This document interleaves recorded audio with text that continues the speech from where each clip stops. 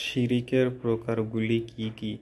শিরিক দু প্রকার, বড় শিরিক, ছোট শিরক। প্রথম প্রকার হলো শিরিকে আকবার বা বড় শিরক।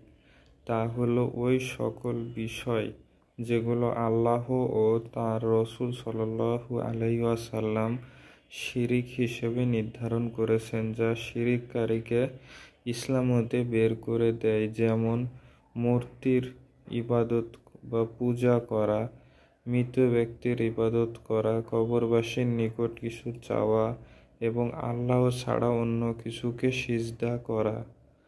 দ্বিতীয় প্রকার শিরিক আসগার বা ছোট শিরিক।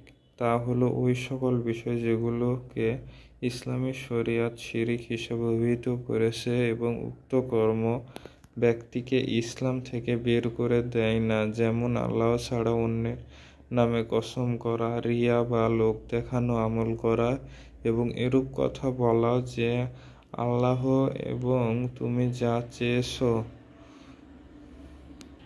এগুলোকে ছোট শিরিক হিসেবে নামকরণ করা হলেও এসব কর্ম ব্যক্তিকে বড় শিরিকে পতিত করার মাধ্যম।